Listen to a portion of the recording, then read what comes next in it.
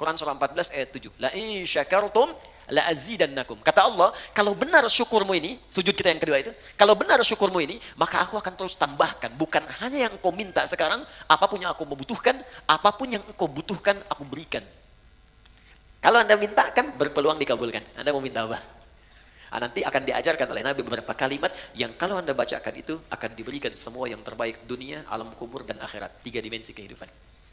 Jadi ketika kita kemudian sujud yang kedua bersyukur kepada Allah, kata Allah, kalau benar syukurmu, aku akan tambahkan di luar apa yang telah kamu bacakan tadi. Di luar Rabbighfirli, warhamni, wajburni, warfa'ni, warzukni, wahdini, wa'afini, ataupun wa'fu'ani. Di luar 7 sampai 8 itu, Allah akan tambahkan apa yang kita butuhkan dalam kehidupan. Tanpa bahkan kita memintanya. Bagaimana cara bersyukur kepada Allah sehingga dengan kita, memikirkan saja belum tersebut di lisan kita, Allah sudah menjawab apa yang kita butuhkan dalam kehidupan. Awas, bagian terakhir ini sangat penting. Ini yang paling penting. Teman-teman sekalian, alhamdulillah kembali kita diberikan kesempatan oleh Allah Subhanahu wa taala untuk beraktivitas di hari ini. Semoga insyaallah hari ini aktivitas kita mendapat bimbingan dari Allah Subhanahu wa taala dan mudah-mudahan lebih baik daripada hari-hari sebelumnya. Ini penting saya ingatkan dalam setiap kesempatan supaya kita bisa mengoreksi dulu yang telah kita kerjakan, kemudian membangun visi baru pada hari-hari yang akan kita lalui. Demikian diajarkan dalam Al-Quran. Dan ini yang mempraktikkan sekarang menjadi luas. Bahkan banyak non-muslim yang mengambil manfaat dari ayat-ayat ini, kemudian dijadikan sebagai peta-peta kehidupan. Itu ayatnya sering kita hafalkan, bahkan dibaca dalam setiap kesempatan sholat, namun tidak sedikit kemudian yang menurunkan itu menjadi detil bimbingan kurikulum dalam aktivitas hidup. Allah pernah menyampaikan di surah Al-Insyirah itu, فَإِذَا فَرَغْتَ فَانْصَبْ وَإِلَى رَبِّكَ فَرَغَبْ. فَإِذَا فَرَغْتَ فَانْصَبْ. Jika engkau telah menuntaskan aktivitas di hari itu, maka kemudian siapkan untuk yang besok. Kalau Nabi biasanya malam-malam tuh beliau evaluasi dulu. Istighfar, mengevaluasi kekurangan diri, di rumah tangga apa yang kurang, bergaul dengan tetangga apa yang harus diperbaiki, bergaul dengan banyak orang apa yang harus dilengkapi. Dari situ kemudian beliau istighfar sampai 100 kali, 70-100 kali. Padahal sifat beliau itu maksum, dijaga dari salah. Hanya apa yang dikerjakan Nabi, kata Allah, sesungguhnya itu bukan sekedar untuk pribadinya beliau, tapi lebih banyak ditunjukkan kepada umatnya. Kalau Nabi kan dijaga dari berbuat salah, kalau kita tidak ada penjagaan. Karena itu diajarkan oleh Nabi setiap akan istirahat di malam hari, coba banyak mengoreksi diri. Manfaatnya tidur juga akan lebih enak. Ketika orang banyak merenung di kesempatan malam, sebelum tidur dia istighfar, koreksi diri, itu cenderung hatinya lebih tenang. Karena itu ketika dibawa tidur, tidurnya lebih rileks, lebih santai, lebih enak. Beda ketika orang masih mengumpulkan persoalan dalam benaknya dan belum melahirkan ketenangan dalam jiwanya. Beda antara solusi dengan tenang itu lain. Ya tenang, itu belum tentu mendatangkan solusi seketika. Tapi ketika ketenangan itu tiba, walaupun solusi belum datang, tapi jiwanya semakin nyaman. Karena itu di dalam Al-Quran sering diajarkan amalan-amalan yang diantara manfaatnya membuat jiwa kita tenang. Ya, contoh, Allah menyebutkan orang yang sering berzikir, itu hatinya tenang. Quran surah 13 ayat ke-28. Ala bizikrillahi tatma'innul qulub. Kata Allah, ala, yakinkan pada jiwamu, aku informasikan dengan kuat, bizikrillahi, dengan banyak berzikir kepada Allah. Ba-nya di sini musahabah, membangun kedekatan. Jadi kalau orang mencoba dekat dengan Tuhan, ingin mendekat kepada Allah, dia banyak berzikir, tatmainnul qulub, maka dampak zikir itu akan berpengaruh kepada ketenangan jiwa. Nah, bagaimana cara berzikir? Diberikan detilnya. Baca Quran itu zikir. Makanya Al-Quran disebut dengan zikir. Quran surah ke-15, Al-Hijr ayat ke-9. Inna nahnu nazzalna dzikra.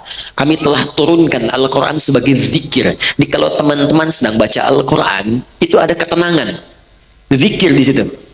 Makanya silahkan kalau Anda tidak percaya, Silahkan ketika Anda sedang gelisah, pekerjaan kah di kantor, di rumah tangga ada masalah, alih-alih Anda kemudian adu argumentasi, atau hanya menuliskan persoalan di media sosial, bikin status yang tidak kunjung tuntas, kenapa kemudian tidak Anda alihkan dengan berwudu, membuka mushaf, baca Quran? Ini jaminan. Demi Allah saya katakan, ketika Anda praktekkan, kata Allah saya berikan ketenangan. Ambil wudu, buka mushaf, baca. Walaupun solusi belum tiba, hati cenderung tenang. Bahkan ada orang-orang yang jangankan baca, dia mendengar Al-Quran saja, itu ada kekuatan dalam jiwanya. Itu ada di Quran surah ke-8 ayat kedua. Innamal mu'minuna alladhina idza dzukirallahu wajilat qulubuhum wa idza tuliyat alaihim ayatuhu zadatuhum imana wa ala rabbihim yatawakkalun. Orang beriman itu kalau dia disebutkan nama Allah, ada getaran dalam jiwanya. Dan kalau dibacakan ayat-ayat Allah, bertambah keimanannya dan semakin dekat hubungannya dengan Tuhan. Tawakalnya kuat. Dikata Allah, kalau Anda nggak sempat baca misalnya, atau kesulitan membaca, bukan murotal. Teman-teman di jalan sambil Anda ke pekerjaan, ya, Anda ingin tenang, alih-alih mendengar atau membaca yang tidak jelas, bukan murotal. Dengarkan. Minimal itu akan membawa ketenangan pada jiwa, kata Quran. Ada bacaan Quran, ada sholat. Sholat itu disebut zikir. Quran surah ke-20 ayat ke-14. Ya innani anallahu la ilaha illa ana fa'budni wa aqimis sholata li dzikri.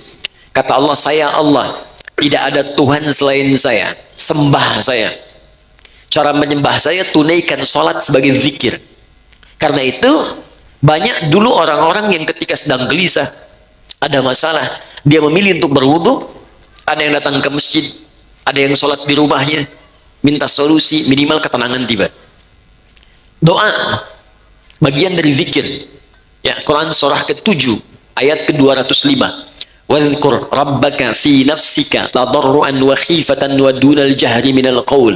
Silahkan kau berdoa sebagai zikir. Karena itu orang berdoa cenderung tenang. Nah ini disatukan saat kita akan tidur. Silakan Bapak Ibu cek. Bukankah saat akan tidur berdoa? Ya? Bukankah saat akan tidur diajarkan baca ayat-ayat? Ya, kalau yang mula-mula diajarkan 3 kul itu, Al-Ikhlas, Al-Falaq, An-Nas, Qul huwallahu ahad, Qul a'udzu birabbil falaq, Qul a'udzu birabbin nas. Tambah ayat kursi supaya tidak diganggu oleh setan saat tidur. Ya, ingat, kita tidur, setan datang dalam tidur. Ya, datang dalam tidur. Makanya kalau ada mimpi buruk, Nabi mengatakan dia diganggu oleh setan.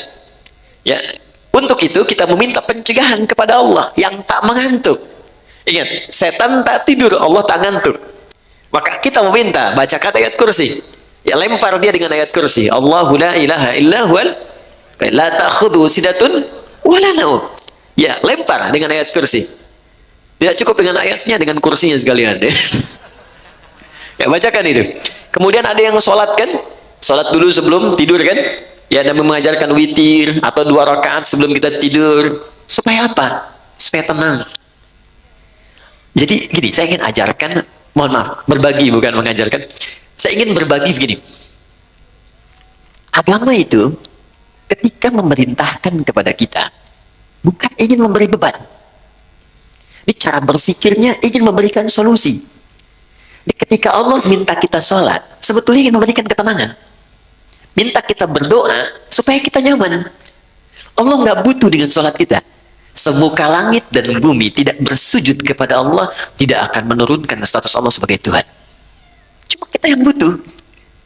Makanya ketika dipanggil hayya 'alas shalah, Anda bertanya, kenapa sholat? Kata Allah lewat suara azan, hayya 'alal falah.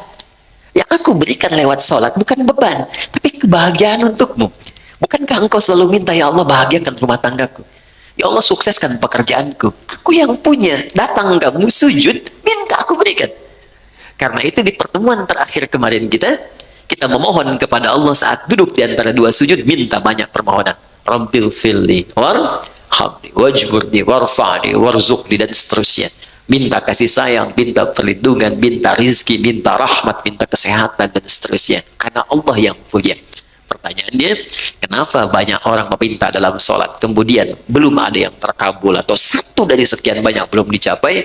Boleh jadi ada yang belum maksimal dalam sholatnya, atau ada dari bacaan dan gerakan sholat itu yang belum dipahami dengan baik, sehingga maknanya tidak teresap ke dalam jiwa. Karena itu kita teruskan sebentar manfaat dari apa yang kita pelajari lewat sholat. Kita masuk ke pertemuan sekarang, sujud bagian kedua. Saya akan ambil 10-15 menit saja, selebihnya kita akan diskusi. Dari pertemuan yang telah kita lalui, saya kira ada beberapa kesempatan yang belum kita untuk berdiskusi, dan saya mohon izin mungkin akan berhenti lebih awal, ya mungkin setengah 12 atau mungkin 15 menit sebelum zuhur. Saya bisa pamit lebih dulu karena ada hal yang harus saya kerjakan kemudian. Oke. Sujud yang pertama, kita diminta oleh Allah kemudian untuk merendahkan diri kita, menyempurnakan penghambaan kita kepada Allah Subhanahu wa taala. Tidak ada penyembahan yang sempurna, ketaatan yang paling dalam, penghambaan yang paling luar biasa tajam, kecuali saat manusia bisa menundukkan kepalanya menyentuh ke dalam lantai yang ia pijak.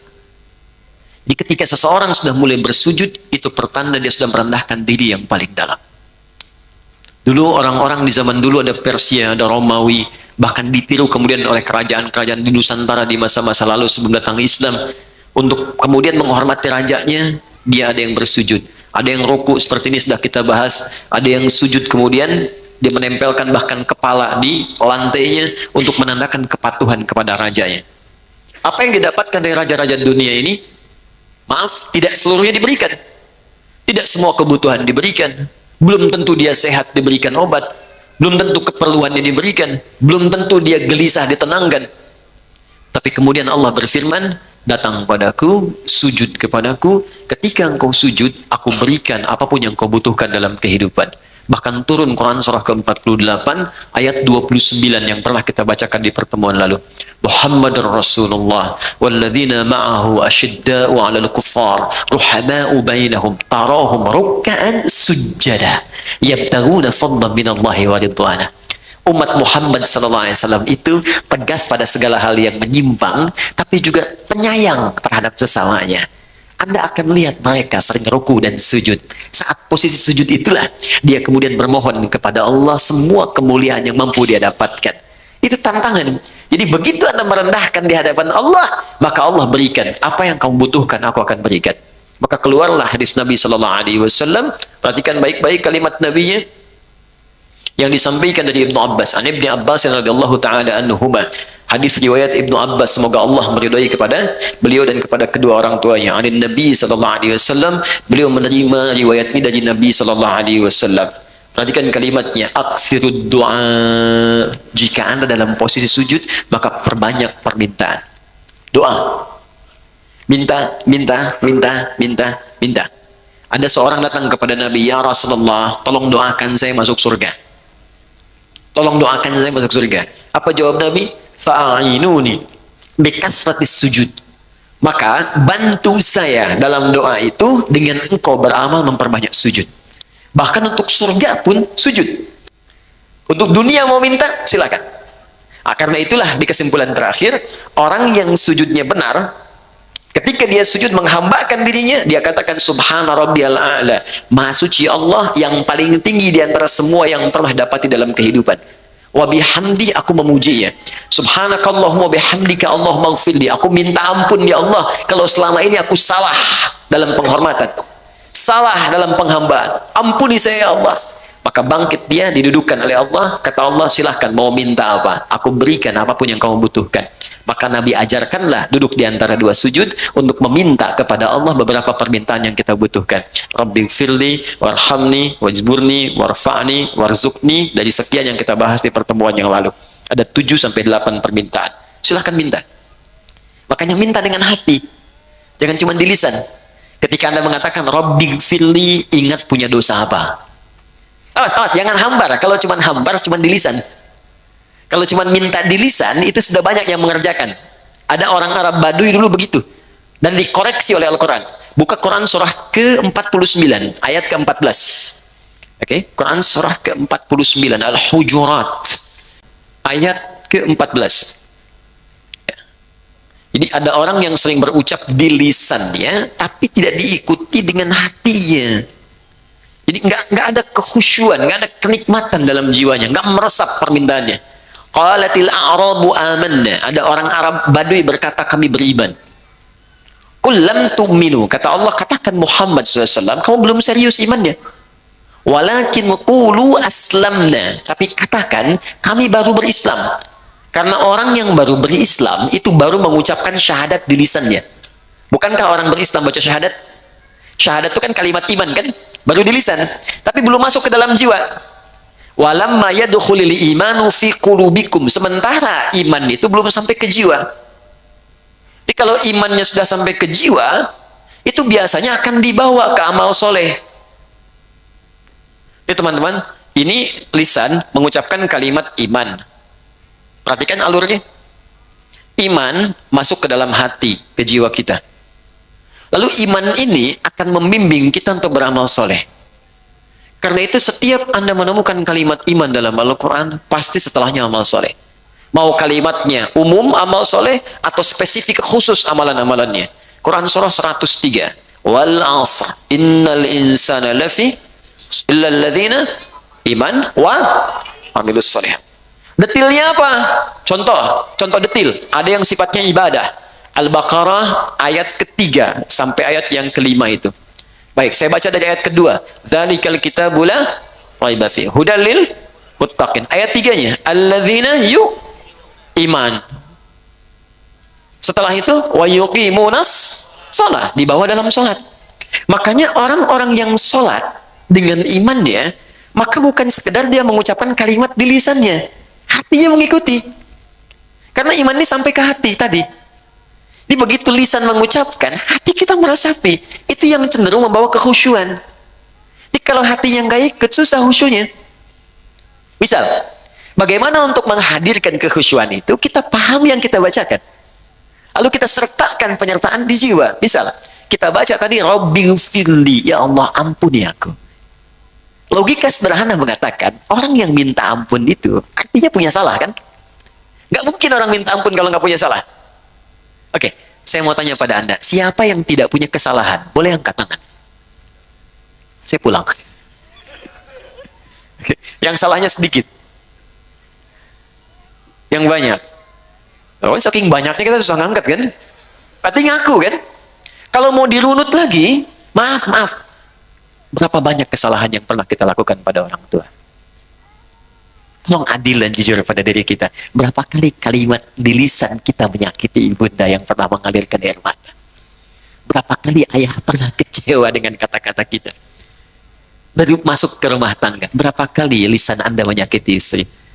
Berapa kali istri kalimat dan gerak-geriknya menyakiti suami? Dan Anda masih mengharapkan surga? Terus Anda mengharap ridha Allah, sementara Anda sendiri buruk kepada orang tua. Kata Nabi, ridha Allah itu tergantung pada ridha orang tua. Ridha Allahi fi ridhal walid. Nah sekarang, ketika Anda mengucapkan kalimat Rabbighfirli, ya Allah ampuni aku, maka bagaimana resapan jiwa yang kita hadirkan? Diajarkan oleh para ulama, hadirkan perasaan salah itu. Minta, ya Allah, saya salah kepadamu, ya Allah. Kau panggil sholat, saya lambat-lambatin. Kau minta zakat, saya belum kerjakan. Ya Allah, saya salah, ya Allah, pada ibu saya. Bahkan saat akan sholat saya menyakitinya. Ya Allah, saya salah pada ayah saya. Mungkin karena ini pekerjaan saya menjadi sering terhambat. Ya Allah, saya salah pada anak saya, ya Allah. Mungkin karena perilaku saya dia sering tawuran. Mungkin karena saya dia kena narkoba. Mungkin karena saya, ya Allah, dia jauh dari kekuatan. Minta.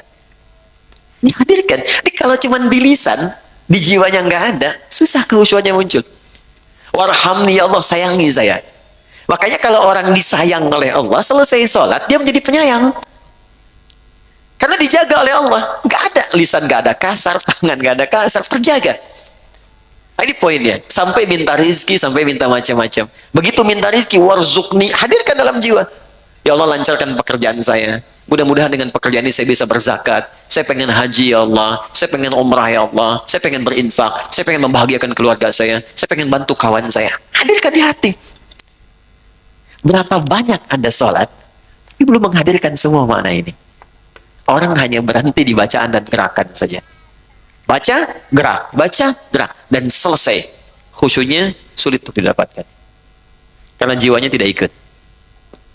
Nah, maka ketika Allah sudah berikan kepada kita, Rabbighfirli, diampuni, oleh Allah ampuni. Jadi orang yang diampuni, sekali lagi, saya ambil satu contoh saja, dari 7 sampai 8 bacaan, saya ambil satu contoh. Rabbighfirli, ya Allah ampuni saya. Kemudian Allah ampuni. Saat diampuni itu, ciri pertamanya, orang yang diampuni oleh Allah dari perbuatan dosa, maka dia akan dijaga oleh Allah untuk tidak berbuat dosa lagi di kemudian hari. Misal, maaf sekali, ada orang yang matanya mudah melihat hal-hal yang salah. Gambar yang tidak dibenarkan, video-video yang tidak tepat misalnya. Maka dia bertobat, ya Allah ampuni saya. Ketika diampuni, maka matanya akan dijaga oleh Allah untuk memandang maksiat. Dijaga. Ini ada yang tidak senang, begitu kemudian melihat, dia palingkan. Dia istighfar. Bahkan kemudian, mohon maaf, begitu mendengar ada berita tentang gambar yang tidak enak pun dia nggak mau lihat. Saya nggak mau ah. Itu tandanya dosa di mata itu sudah dihilangkan. Dosa di kaki, pernah melangkah pada perbuatan maksiat.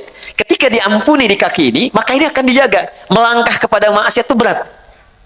Tangan, ya, ujung kepala sampai ujung kaki. Jadi kalau sudah dijaga dari perbuatan maksiat, artinya orang ini sudah mendapatkan ampunan dan penjagaan dari Allah Subhanahu wa Ta'ala. Nah, kalau sudah dapat seperti itu, maka apa yang mesti kita kerjakan terhadap Allah adabnya? Oke, saya berikan contoh ini. Saya beri Mas Wisnu misalnya permen. Saya berikan, terima kasih kan? Terima kasih, terima kasih. Saya terima, dia kasih. Saya berikan permen, beliau ucapkan terima kasih. Artinya, ada kecenderungan seseorang yang ketika memberi sesuatu, maka akan direspon dengan kalimat baik untuk mengucapkan terima kasih. Ya kan? Oke. Sekarang, kita memohon kepada Allah. Perhatikan baik-baik. Ya Allah, ampuni dosa saya. Lalu kita diberikan oleh Allah jawaban, saya ampuni kamu. Jelas? Kalau pada manusia saja, kemudian kita meminta dan diberi, kita ucapkan terima kasih. Sekarang bagaimana caranya kita berterima kasih, bersyukur kepada Allah ketika Allah memberikan apa yang kita mintakan? Maka tidak ada cara yang terbaik kecuali merendahkan diri kita yang paling dalam untuk memohon dan kebaikan dan berterima kasih atas nikmat yang diberikan tadi. Maka sujud dijadikan menjadi 2 bagian dalam sholat. Sujud yang pertama untuk pengantar pada pemohonan supaya diberikan. Bagian kedua sebagai syukur kita kepada Allah saat apa yang kita mohonkan itu diberikan oleh Allah Subhanahu wa Ta'ala. Karena itulah ruku beda dengan sujud. Ruku hanya sekali saat ruku, kemudian tidak, sujud tidak. Begitu Anda menghamba, sujud. Kata Allah, mau butuh apa? Minta. Anda bangun. Bangun hambaku, mau minta apa? Maka Anda katakan, Rabbighfirli, ya Allah, ampuni saya. Warhamni, ya Allah, sayangi saya. Warfa'ni, ya Allah, mohon angkat derajat saya. Warzuqni, ya Allah, mohon berikan saya rezeki. Minta. Sudah semuanya? Sudah, saya berikan. 1, 2, 3, 4. Terima kasih, ya Allah. Bagaimana berterima kasihnya? Sujud lagi. Maka setelah itulah kemudian kita sujud dan memohon kepada Allah kebaikan-kebaikan itu bisa bermanfaat dalam kehidupan kita. Jelas sampai di sini? Maka kita mintakan dalam sujud kita, sujud lagi, subhanakallahumma bihamdika Allahumma ighfirli wa subhana rabbiyal a'la, subhana rabbiyal a'la wa bihamdi. Ya Allah, hanya Engkau yang paling tinggi, ya Allah. Aku berterima kasih kepadamu, ya Allah. Segala pujian hanya untukmu, ya Allah. Aku mohon ampun kalau selama ini banyak salah. Bangkit, bangkit, bangkit. Maka setelah sujud yang kedua, kita diminta bangkit lagi oleh Allah Subhanahu wa Ta'ala. Baik. Saya tadi berikan permen, bilang apa? Terima kasih. Jawaban saya sama-sama. Manusia ketika memberi, kemudian yang menerima mengucapkan terima kasih, jawabannya memberi sama-sama. Terima lagi, terima kasih, sama-sama. Allah tidak. Begitu memberi kepada kita, kita ucapkan terima kasih, ya Allah. Kata Allah, mau apa lagi? Mau ini, ya Allah. Terima kasih, ya Allah. Mau apa lagi? Setiap kita bilang terima kasih, syukur, maka Allah akan tambah, tambah, tambah, tambah. Turunlah Quran surah ke-14 ayat ke-7. La in syakartum la azidannakum. Quran surah ke-14 ayat 7. Wa idz adzana rabbukum, ketika Tuhanmu berjanji. Fokus. Membuat sebuah komitmen. Menyampaikan kepadamu, la in syakartum, jika engkau mensyukuri nikmat-nikmatku, jika engkau bersyukur kepadaku, la azidannakum, aku akan terus tambahkan nikmatku kepadamu. Allahu Akbar. Fokus ya, saya belum selesai nih. Jadi kita sudah sujud, Terus duduk di antara dua sujud, minta kan? Kita belajar ilmu hikmah nih. Ini agak sulit mendapatinya. Kita harus kumpulkan beberapa referensi dulu. Karena di fikih itu, biasanya hanya berhenti dua aspek. Satu bacaan, dua gerakan. Jarang mengajarkan kemana. Anda harus kumpulkan dulu dari beberapa referensi. Nah, kemudian fokus. Begitu kita minta, kita sujud lagi kan? Sebagai syukur kita kepada Allah. Jadi begitu Allah berikan, kita syukur. Ketika kita syukur, diminta bangkit kita. Berdiri kamu. Ya kan? Karena itu setelah kita sujud yang kedua, bangkit kan? Entah itu berdiri atau kemudian duduk untuk tahiyat. Perhatikan baik-baik. Kaidah saat syukur ini, berlakulah ayat yang disebutkan tadi. Quran surah 14 ayat 7. La in syakartum la azidannakum. Kata Allah, kalau benar syukurmu ini, sujud kita yang kedua itu, kalau benar syukurmu ini, maka aku akan terus tambahkan. Bukan hanya yang engkau minta sekarang, apapun yang aku membutuhkan, apapun yang engkau butuhkan, aku berikan. Bahkan ada orang nanti yang belum memohonkan, sudah Allah kabulkan. Jadi saking tingginya sifat syukurnya, belum dia minta, dia butuh sesuatu, belum dia mohonkan, sudah Allah kabulkan. Ada yang begitu nanti. Nanti kita berikan beberapa contoh-contohnya. Ya, ada untuk perempuan Maryam. Saya berikan contoh yang bukan Nabi, bukan Rasul. Maryam itu kan nggak pernah minta, Bu. Tapi begitu butuh makan, ada makanan. Pengen buah, ada buah. Ada pakaian. Bahkan Nabi Zakaria itu kebingungan. Beliau yang pegang kunci mihrabnya, beliau yang gemboknya, tapi setiap masuk mengantarkan kebutuhan. Sudah ada di situ. Dan yang diantarkan bukan Nabi, bukan Rasul. Buka Quran surah ketiga, ayat 37. Paling kiri sebelah bawah di mushaf. Fataqabbalaha rabbuha biqabulin hasanin. Wa ambataha nabatan hasana. Wa kaffalaha Zakaria. Kullama dakhala alaiha Zakaria al-mihraba wajada indaha rizqa. Qala ya Maryamu anna laki hadha. Qalat huwa min indillah. Inna Allah yarzuqu man yasha bighairi hisab. Lihat turutannya. Maka Allah menerima hasil pendidikan Imran dan Hannah. Ibu bapak, teman-teman, Imran, Hannah bukan Nabi, bukan Rasul. Jadi saya pilihkan contoh di Al-Quran yang bukan Nabi dan Rasul supaya tidak ada orang yang les kemudian hari. Itu kan Nabi, Ustaz. Itu kan Rasul. Maka Allah turunkan surah. Nih, saya turunkan yang bukan Nabi dan bukan Rasul supaya kamu tidak punya kesempatan untuk les lagi. Ya, Imran, Hannah punya anak diberi nama Maryam, dididik dengan baik, dicarikan guru yang pintar dan soleh, ditempatkan di tempat yang terbaik, dirawat secara baik, cari yang halal untuk makanannya, minuman yang halal, perlengkapannya halal. Tapi yang paling menarik, ketika orang tua berdoa baik untuk anak-anaknya, punya cita-cita mulia, dicarikan guru yang baik dan soleh, pintar, ditempatkan di tempat yang baik. Kalau konteks sekarang, kasih nama yang baik, doakan dengan baik, cari sekolah yang baik, cari guru-guru yang soleh dan pintar. Ketika Anda kerjakan semua ini, kata Allah, fataqabbalaha rabbuha. Ikhtiar orang tua diterima oleh Allah. Saya mau tanya, dari apa yang teman-teman kerjakan untuk anak-anak Anda, apakah Allah sudah terima atau belum? Selama ini. Ya. Coba lihat. Sekolah yang Anda pilihkan, Allah ridho nggak? Makanan yang Anda berikan kepada anak, Allah ridho nggak? Pakaian yang Anda belikan untuk anak-anak, Allah ridho nggak? Dan itu teman-teman akan berdampak. Ridhonya Allah kepada pendidikan anak, ridhonya Allah kepada perawatan anak, itu bisa berdampak pada sikap anak terhadap orang tua. Makanya ketika Allah ridho kepada Ismail, ketika Ibrahim mendidiknya, Ismail membalas kepada ayahnya. Bagaimana balasannya? Ketika ayahnya bekerja, beliau pengen bantu. Ayah mau meninggikan Ka'bah, bawa batu. Itu Ismail masih usia 45 tahun. Pengen bantu, Bu. Pekerjaan berat. Jadi punya rasa. Jadi ketika orang tua memberikan yang terbaik kepada anaknya dan diikuti petunjuk Allah, maka Allah akan tanamkan rasa sayang yang dalam pada anaknya. Bahkan ia rela mengorbankan tenaga dan jiwanya untuk pekerjaan dan meringankan bapak ibunya. Jadi begitu akan meninggikan bangunan Ka'bah, Quran surah kedua ayat 127, Ismail datang.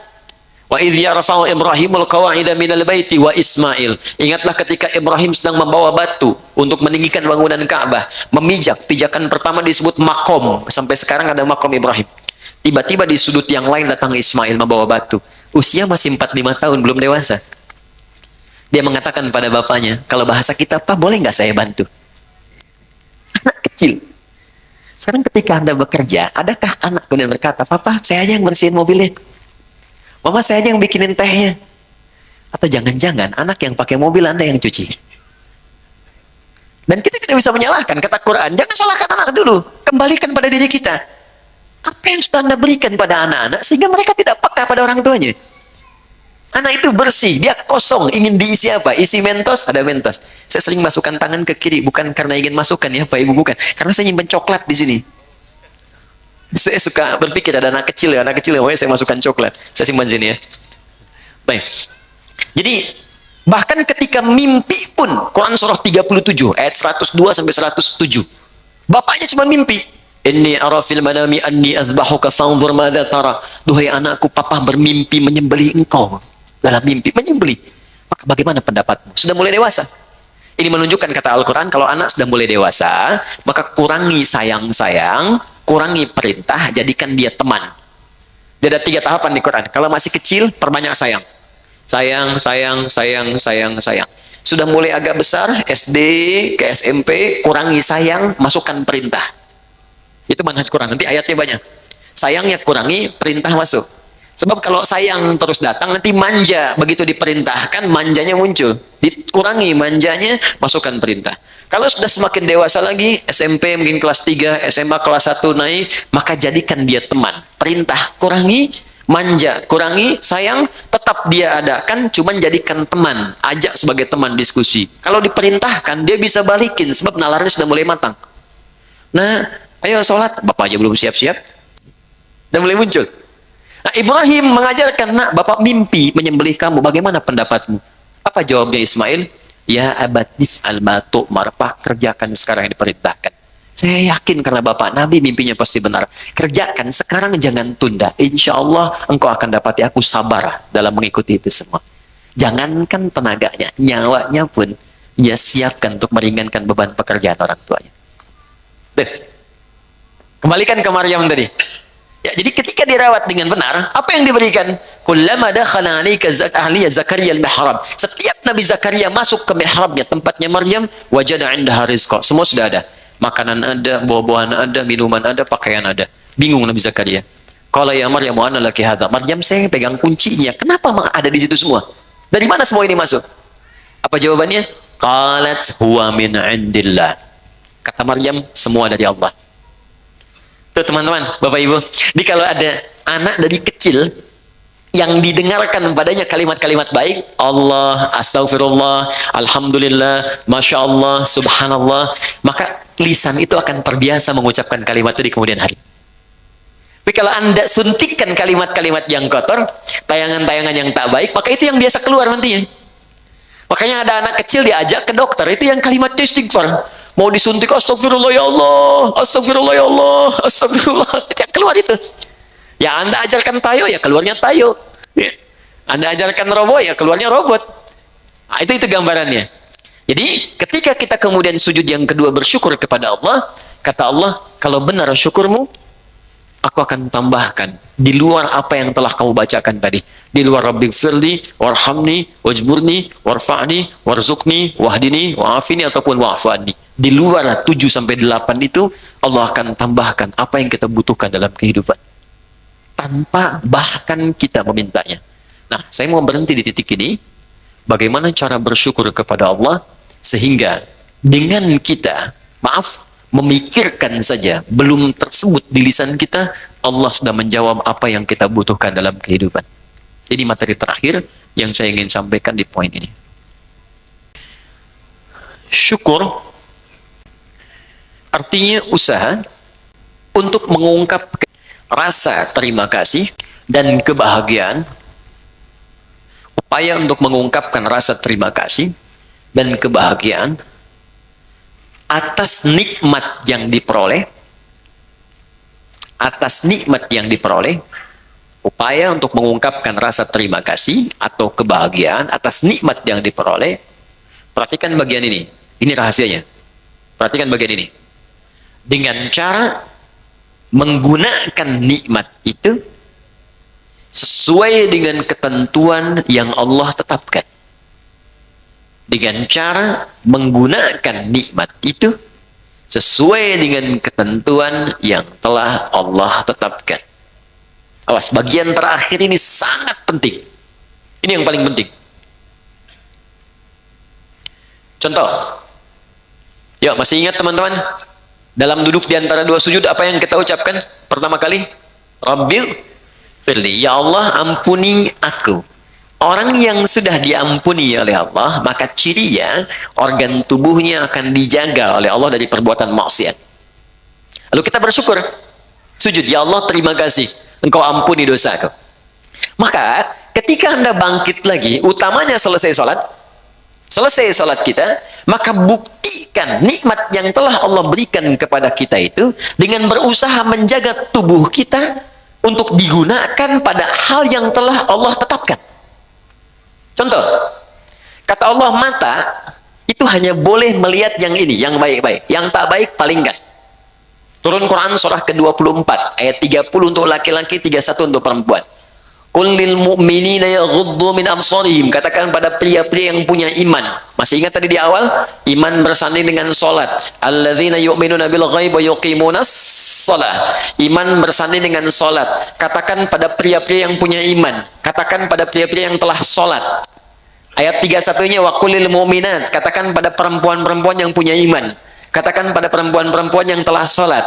Yaghuddu min absarihim, yaghuddna min absarihinna. Pandangannya, matanya gunakan untuk melihat yang baik saja. Jika yang ditatap itu tak baik, maka palingkan. Disebut dengan ghaddul basar. Maka jika Anda ingin mensyukuri nikmat ampunan Allah, maka gunakanlah kemudian tubuh kita untuk digunakan pada semua ketentuan yang telah Allah tetapkan. Mata, apa ketentuan mata? Telinga, apa ketentuan telinga? Lisan, apa ketentuan lisan? Sampai ke ujung kaki. Jelas? Di ketika Anda ingin mendapatkan ampunan Allah, kata Allah, saya ampuni. Baik, buktikan, jaga ampunan itu. Ini bukan Allah sudah bersihkan, Anda pakai maksiat lagi. Habis sholat, bicarain orang lagi. Yang dibicarakan kadang-kadang imamnya juga. Sialan tuh imam. Harusnya makmum dia benar. Baca kepanjangan. Maghrib baca Yasin. Bisa. Baru salam gitu kan. Iya. Banyaknya di tarawih kan. Waladhdallin amin. Yasin. Malam pertama lagi. Allahu Akbar. Saya pernah tuh, itu baru hari pertama saya jadi santri. Begitu masuk pesantren di Garut, imamnya pas angkatan terakhir di kelas paling akhir, kelas 6. Dia baca madnya paling tinggi, paling panjang, yang 6 harokat. Bismillahirrahmanirrahim. 6 harokat. Ya, kalau sekarang bingung, jadikan detik. Kalau kami mengajarkan pakai detik, 1 detik itu 2 harokat, 2 detik 4 harokat, 3 detik 6 harokat. Di detik itu lebih mudah. Tak, tak, tak. Ya. Alhamdulillahi Rabbil Alamin Ar-Rahmanir Rahim Maliki Yaumiddin. 6 harokat panjang sampai waladhdallin. Jadi ketika dia baca 6 harokat itu kan lewat tadi 3 menit Al-Fatihah aja. Udah begitu selesai waladhdallin amin Yasin. Saya hari pertama masuk pesantren, malam pertama tarawih pakai Yasin. Di hati itu begini aja. Tapi Allah Maha Adil. Allahu Akbar. Jadi begitu selesai Yasin, Allahu Akbar. Itu tuh. Tapi tidak harus ditiru tuh yang begitu ya. Ya. Oke, lihat balik sini. Teman-teman fokus. Jadi begitu caranya. Ya, telinga jaga, lisan jaga. Jadi jangan sampai saat sholat diampuni, habis sholat maksiat lagi. Ini menunjukkan ada yang salah dalam sholatnya. Tuh, sampai nangis anak-anak tuh. Nah, banyak yang begitu. Kalau ini standar ya. Ini yang sering orang keliru. Rizki bisa materi, uang, benda, pakaian, kendaraan, makanan, rumah, dan sebagainya. Oke, kita praktek dulu, fokus, praktek dulu. Kita minta warzuqni, ya Allah berikan aku rizki. Allah jawab. Dan kadang banyak orang tidak sadar, mungkin kesuksesan yang Anda dapatkan sekarang, itu atas doa Anda saat sholat. Anda pengen punya kedudukan, kata Allah saya berikan. Anda pengen punya harta, saya berikan. Anda ingin popularitas, sukses karir, saya berikan, kata Allah. Tapi berapa banyak yang Allah berikan atas doa yang dimintakan dan dikabulkan itu kemudian yang disyukuri. Anda sujud, bangun, kata Allah syukuri. Sekarang pertanyaannya, ada orang yang bisa mensyukuri rezeki sampai-sampai Allah ditambah terus, tambah, tambah, tambah. Saking banyaknya tambahan sampai dia merasa dunia kecil. Dan yang paling dahsyat, ada orang yang nggak megang tapi ketika butuh ada. Itu yang kaya. Di saking banyaknya nggak kehitung. Mau makan, ada makanan. Pengen beli buah, ada yang beliin buah. Ada makan, ngajak teman malah dibayarin. Ya, jadi apa yang dia kerjakan tuh Allah cukupkan, cukup. Tapi dia aja nggak punya beban. Ya, nggak capek, kendaraan nggak ngurus-ngurus, mau berangkat ada yang jemput. Kadang-kadang dia telunjuk tangan begini, taksi berhenti. Dia, wah, pokoknya luar biasa lah. Betul, pas bayar dibayarin. Nah, bagaimana cara mendapatkan rumus-rumus mudah, dimudahkan oleh Allah? Kata Allah syukuri. Nah, kembali ke konteks tadi di awal, syukur itu menggunakan nikmat yang Allah berikan sesuai ketentuan yang Allah tetapkan.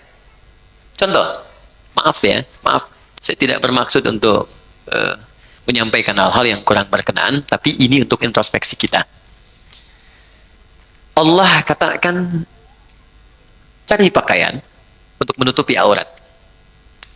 Anda minta, ya Allah warzuqni, berikan saya rezeki. Kata Allah, ini saya kasih. Oke. Dari pemberian itu, Anda berikan pakaian. Kata Allah, bentuk syukur dari pakaian itu, engkau gunakan untuk menutupi aurat. Satu. Berapa banyak kemudian, dari hamba yang Allah berikan rezeki itu, justru membeli pakaian yang membuka auratnya. Orang tuanya tertutup, tapi anaknya terbuka. Jadi kalau dari kecil Anda tanamkan kepada anak, diberikan pakaian yang membuka auratnya, ya bagaimana saat dewasanya? Itu baru pakaian. Yang kedua, silakan lihat. Kata Allah, gunakan pakaian itu untuk engkau gunakan menampil dengan sempurna saat ibadah. Menghadap kepadaku dengan pakaian yang indah. Turun Quran surah ke-7 ayat 31. Ya bani Adam khudhu zinatakum inda kulli masjid. Hei anak cucu Adam, jika ada panggilan dari masjid, maka kenakan pakaian terbaikmu. Saya mau tanya, panggilan apa yang muncul dari masjid? Allahu Akbar, Allahu Akbar. Makanya orang khusyuk itu di pertemuan yang lalu masih ingat, ketika dia akan menghadap Allah, dia kenakan pakaian terbaiknya. Allah yang panggil. Antum ini dapat undangan Sabtu Ahad yang mengundang manusia, tampilan luar biasa.